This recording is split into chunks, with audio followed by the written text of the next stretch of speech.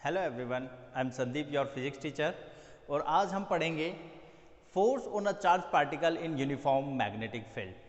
अगर कोई charge particle magnetic field में रखा है या कहें कि मैग्नेटिक फील्ड में मूव कर रहा है तो उस पर क्या इफेक्ट होगा, या क्या उस पर फोर्स एक्ट होगा, या कैसे वो मोशन करेगा, आज की वीडियो में हम ये सब डिस्कस करेंगे।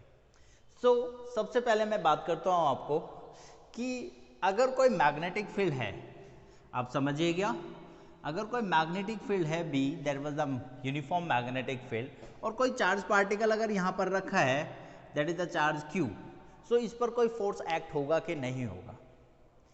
अगर मैं बात कहूँ कि इस पर फोर्स की, तो इस पर फोर्स कब एक्ट होगा, तब या तो ये एक इलेक्ट्रिक फील्ड में रखा होता या फिर एक मैग्नेटिक फील्ड में मूव कर रहा होता। अब मैंने कहा कि मैग्नेटिक फील्ड में मूव कर रहा होता तो फोर्स एक्ट होता, रेस्ट पर है तो फोर्स एक्ट नहीं होगा। ऐसा क्यों? क्योंकि अगर ये चार्ज पार्टिकल मूव कर रहा होता तो according to the previous theory कि जब चार्ज पार्टिकल मूव करता है तो इसमें क्या ये एक अपना ही मैग्नेटिक फील्ड क्रिएट करेगा, राइट। और जब ये अपना मैग्नेटिक फील्ड क्रिएट करेगा और एक magnetic field, external magnetic field में वो मैग्नेटिक फील्ड क्रिएट कर रहा है, तो जो मैग्नेटिक फील्ड लाइंस है वो एक दूसरे पे फोर्स अप्लाई करेंगी, यानी कि उन दोनों का जो मैग्नीट्यूड है मैग्नेटिक फील्ड का वो इक्विवेलेंट एक रिजल्टेंट फाइंड करेंगे, तो तब वो एक दूसरे से मैग्नेटिक फील्ड को न्यूट्रलाइज करने की कोशिश करेंगे। तो इस वजह से ये अपना चार्ज पार्टिकल अपना पाथ को चेंज करेगा। और कब करेगा, सॉरी क्यों करेगा, ताकि वो दोनों ही मैग्नेटिक फील्ड को सेटिस्फाई कर सके। तो कहने का मतलब ये है इन शॉर्ट कि अगर कोई चार्ज पार्टिकल मूव करता है तो वो अपना ही मैग्नेटिक फील्ड क्रिएट करेगा, और अगर वो एक्सटर्नल मैग्नेटिक फील्ड में रखा है तो उसकी वजह से, उस एक्सटर्नल मैग्नेटिक फील्ड की वजह से उस चार्ज पार्टिकल पर, या हम कहें उसके थ्रू जो मैग्नेटिक फील्ड क्रिएट हो रहा है उस पर एक फोर्स एक्ट होगा। तो सबसे पहली बात तो हमें ये समझनी है कि चार्ज पार्टिकल अगर रेस्ट पर होगा तो कोई फोर्स एक्ट नहीं करेगा, और चार्ज पार्टिकल अगर मूव कर रहा है मैग्नेटिक फील्ड में तो एक स्ट्रॉन्ग मैग्नेटिक, या हम कहें कि स्ट्रॉन्ग फोर्स एक्ट करेंगे। सो फॉर दैट जो फोर्स होगा on the charge particle, suppose कीजिए that was the direction of magnetic field and that was the direction of v, velocity of the charge particle.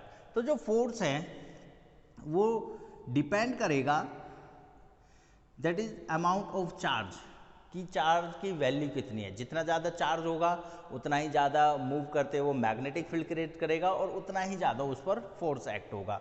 And F is also depend on the velocity v, जितनी ज़्यादा velocity होगी उतना ही ज़्यादा वो magnetic field create करेगा, ठीक है। और मैग्नेटिक फील्ड जितना ज़्यादा क्रिएट करेगा तो एक्सटर्नल मैग्नेटिक फील्ड की वजह से उतना ही ज़्यादा उस पर फोर्स एक्ट होगा।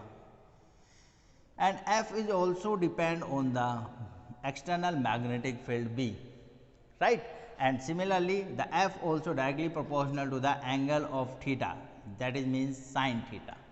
तो इन सब वैल्यूज से मतलब एंगल जो है मैग्नेटिक फील्ड से वो कितना है, अगर मैग्नेटिक फील्ड से एंगल जितना ज़्यादा होगा उस पर भी डिपेंड करेगी value of force on the charge particle. तो इन सब इक्वेशन से हम एक इक्वेशन बनाते हैं that is F directly proportional to the Q we B sine of theta, या इसे इक्वल करेंगे तो k into Q we B sine theta. और we can say that for value of SI unit अगर हम compare करें तो k की वैल्यू 1 आती है, that is q we B sine theta. That was the value of force acting on a charge particle q which are moving in a magnetic field B with the velocity v, and where the angle between the v and b is theta, clear? So that was the amount of force। अगर हम vector form लिखें तो vector f is equal to q into v cross b। तो ये vector form इसकी ये represent करती है कि जो फोर्स की डायरेक्शन होगी वो वेलोसिटी और मैग्नेटिक फील्ड दोनों के ही परपेंडिकुलर होगी, ठीक है। अब क्योंकि एक वेक्टर प्रोडक्ट की बात हो रही है तो जो वेक्टर f होगा वो वेक्टर v और वेक्टर b दोनों के ही परपेंडिकुलर होगा, और इसको हम फाइंड कर सकते हैं according to the Fleming's left hand rule, right. अब फ्लेमिंग्स लेफ्ट हैंड रूल क्या कहता है, आपने प्रीवियस क्लासेस में भी ये पढ़ा होगा कि फोर्स की डायरेक्शन क्या होगी। तो उसके लिए हम स्टडी करते हैं फ्लेमिंग्स लेफ्ट हैंड रूल। तो फ्लेमिंग्स लेफ्ट हैंड रूल क्या कहलाता है? Fleming's left hand rule give the value of direction of force of a charge particle in a magnetic field, या फिर चार्ज पार्टिकल कहें या फिर करंट कैरिंग कंडक्टर कहें, that is the same thing. अभी इसका यूज हम करने वाले हैं तो ये मैं आपको पहले ही बता देता हूँ। The direction of current is the direction of the motion of the positive charge. ये हमें पता है कि जो करंट की डायरेक्शन होती है किसी कंडक्टर में वो पॉजिटिव चार्ज के मोशन की डायरेक्शन होती है। तो फ्लेमिंग्स लेफ्ट हैंड रूल ये कहता है कि अगर हम अपनी फिंगर को स्ट्रेच करें, लेफ्ट हैंड के middle finger, forefinger and the thumb stretch perpendicular to mutually each other, and we will denote the thumb in the direction of force and the forefinger in the direction of magnetic field and the middle finger the direction of current, or we can say that the direction of the motion of positive charge। ठीक है, तो इस तरह से इनको denotation करते हैं। तो कैसे समझेंगे? देखिए, तीनों फिंगर को एक दूसरे से परपेंडिकुलर स्ट्रेच कीजिए, और इस परपेंडिकुलर में अगर हम ये कहें कि फोर फिंगर मैग्नेटिक फील्ड को शो करती हैं एंड मिडिल फिंगर करंट की डायरेक्शन को शो करती है, तो थंब किसकी डायरेक्शन को शो करेगा? थंब करेगा जो चार्ज पार्टिकल या कंडक्टर, या फिर हम कहें कि जो करंट कैरिंग कंडक्टर है उस पर जो फोर्स एक्ट होगा उसकी डायरेक्शन को शो करेगा। How can we define it? If we stretch our middle finger, forefinger and the thumb perpendicular to each other, and the middle finger give the direction of the motion of positive charge and the forefinger give the direction of the magnetic field, then the thumb give the direction of force on the positive charge particle। Clear? So इस तरह से हम force की value find कर सकते हैं। जैसे suppose कीजिए अगर ये मैग्नेटिक फील्ड है B, राइट, और positive charge plus Q charge move कर रहा है ऊपर की तरफ, that is the direction of V motion. तो हम कैसे अप्लाई करेंगे Fleming's left hand rule? So that was the three fingers perpendicular to each other. So four finger को रखिए मैग्नेटिक फील्ड की डायरेक्शन में, और जो ये है यानी कि मिडिल फिंगर उसको हमने पॉजिटिव चार्ज पार्टिकल कहाँ मूव कर रहा है उसकी बात करनी है, तो इसे ऊपर की तरफ स्ट्रेच कीजिए। तो अब थंब की डायरेक्शन कहाँ है? That was the inward. ठीक है, तो मैग्नेटिक फील्ड की वजह से जो चार्ज पार्टिकल पर फोर्स एक्ट होगा वो कहाँ होगा? अंदर की तरफ होगा, इन दैट केस। और अगर ये चार्ज पार्टिकल नीचे की तरफ मूव कर रहा होता देन जो फोर्स की वैल्यू होती वो कहाँ होती? That is in outward, right. तो इस तरह से हम फोर्स की डायरेक्शन फाइंड कर सकते हैं by using the Fleming's left hand rule. अब बात करते हैं motion of the charge particle in a uniform magnetic field. अगर कोई चार्ज पार्टिकल किसी मैग्नेटिक फील्ड में मूव कर रहा है, ठीक है, तो उस पर क्या इफेक्ट होगा या कैसे वो मूव करेगा उसके बारे में डिस्कस करते हैं। So let's now start the motion of the charge particle in uniform magnetic field. So सबसे पहले हम कंडीशन लेते हैं कि when the velocity of the charge particle, और हम कहें कि जो डायरेक्शन है चार्ज पार्टिकल की मोशन की वो परपेंडिकुलर है to the magnetic field B, right. यहाँ पर हमने एक मैग्नेटिक फील्ड बी लिया है जिसकी डायरेक्शन इनवर्ड है। मैं आपको बता दूँ क्रॉस फील्ड और डॉट फील्ड का मतलब, क्रॉस का मतलब होता है अगर क्रॉस फील्ड है is that means direction of magnetic field is inward to the plane, ठीक है, इस बोर्ड के अंदर की तरफ है। और अगर हम डिनोट करते हैं डॉट से तो is that means in downward direction. तो ये मैग्नेटिक फील्ड की डायरेक्शन किसी प्लेन पर शो करते हैं। अब देखिए मैग्नेटिक फील्ड बी है जिसकी डायरेक्शन अंदर की तरफ है, एक यूनिफॉर्म मैग्नेटिक फील्ड है।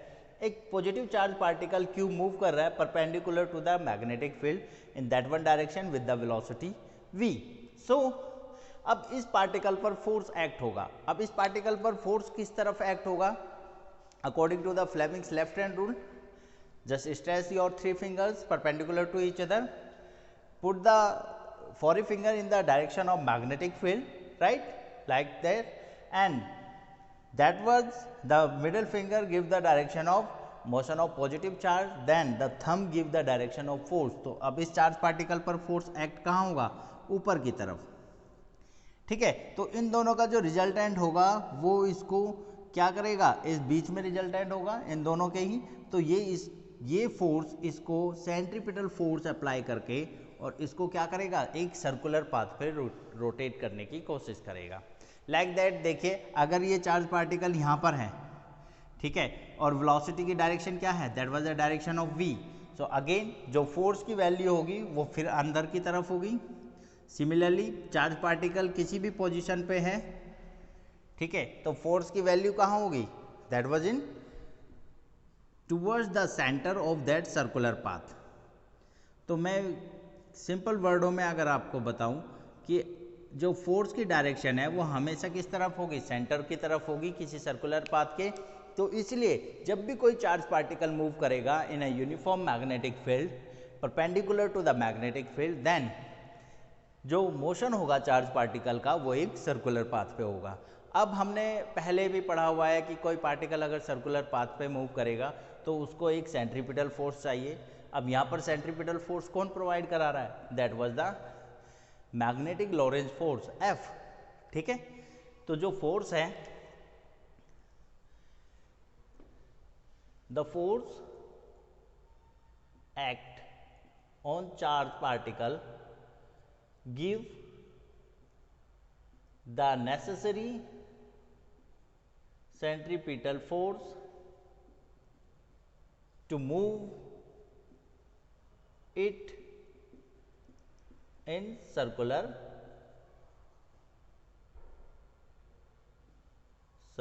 path। ठीक है, तो फोर्स की वैल्यू क्या है हमने अभी पढ़ा, that is q we B sine of theta, और जहां पर थीटा कितना है, that is 90 degree, so sine 90 that is 1, तो फोर्स की वैल्यू होगी that is q we B.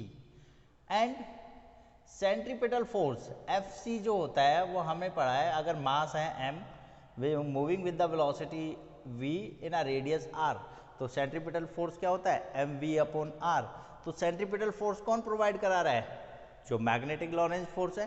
तो इन दोनों को इक्वल रख दीजिए, that is q we B is equal to m v upon r, v से v cancel, then q B is equal to m upon r, right. या अगर हम यहाँ पर रेडियस की बात करें कि रेडियस क्या होगी, that is r is equal to m upon, sorry यहाँ पे जो सेंट्रीपिटल फोर्स होता है m we square upon r होगा। ठीक है, तो यहाँ पर m we square upon r, तो v से square cancel, that was the value of v, तो m v upon q B is the radius of that charge particle. Radius जितनी ज़्यादा, रेडियस उतनी ही ज़्यादा होगी जितनी ज़्यादा वेलोसिटी से वो मूव करेगा, राइट।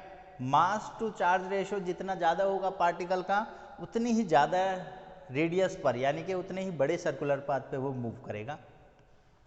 मैग्नेटिक फील्ड जितना ज़्यादा स्ट्रॉन्ग होगा, जो रेडियस है वो उतनी ही कम होगी। तो that was the dependence of mass, charge and velocity and the magnetic field on the radius of the charge particle. Similarly अगर हम वेलोसिटी निकालना चाहें तो velocity v is equal to क्या होगा, from that one, that is q B r upon m, that was the value of velocity of the charge particle.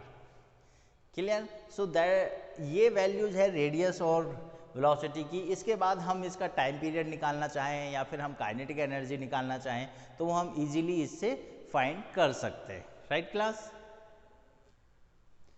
So time period क्या होता है, time period of the charge particle. ठीक है, तो time period कैसे निकालते हैं, t, total time taken to complete one revolution, यानी कि एक रेवोल्यूशन कंप्लीट करने में कितना टाइम लगा।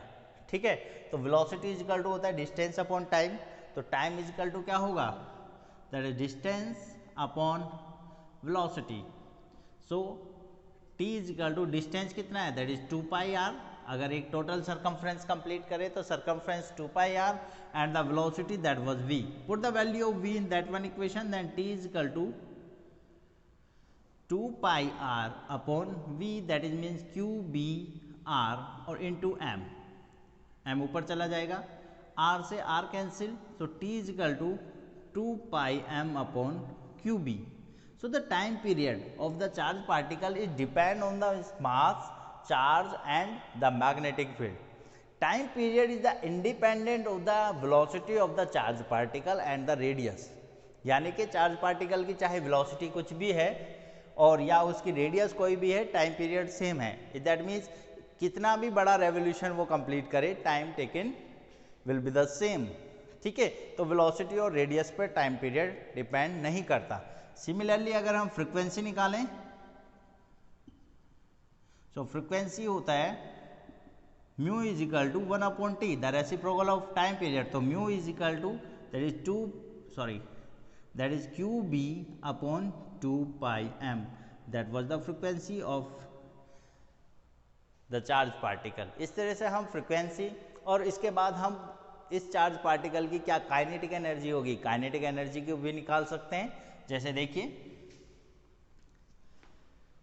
Kinetic energy of the charge particle in uniform magnetic field. So क्या होगा, kinetic energy we know that is E K is equal to half M we square. Put the value of V, so E K is equal to 1/2 m into V square. That means Q square into B square into R square upon m square. M C square cancel, तो E K is equal to q square B square r square upon 2m. That was the value of kinetic energy of charge particle. तो आपको exam में ये सब values पूछी जा सकती है. ठीक है, और ये सब हम बात कर रहे हैं अभी सिर्फ when the charge particle moving in a uniform magnetic field with the angle 90 degree. ठीक है, जब परपेंडिकुलर मूव करता है. और अगर परपेंडिकुलर मूव ना करें, किसी एंगल पर मूव करें, तो क्या कंडीशन होगी, देखिए. So if the velocity v is not perpendicular to the magnetic field B, let us consider that was the direction of magnetic field B and the charged particle moving with the velocity v making an angle theta with the magnetic field B. Right, in that case we going to resolve the velocity v vector in its two component. So velocity v को दो components में resolve कीजिए, that one and that one. Right, तो ये होगा v cos theta and that was the v sine of theta. तो जो v cos theta है वो मैग्नेटिक फील्ड की डायरेक्शन में है. तो v cos थीटा की वजह से मैग्नेटिक फील्ड b में मूव करने पर और जो चार्ज पार्टिकल है q, उस पर कोई भी फोर्स एक्ट नहीं होगा. ठीक है, वो सिर्फ उसको मैग्नेटिक फील्ड b में पुश कर रहा है, तो वो मैग्नेटिक फील्ड b में जा रहा है. लेकिन जो v साइन थीटा है it was the perpendicular to the magnetic field b. तो वेलोसिटी जो इसको सर्कुलर पाथ में मूव करेगी वो क्या है, that was the v sine theta.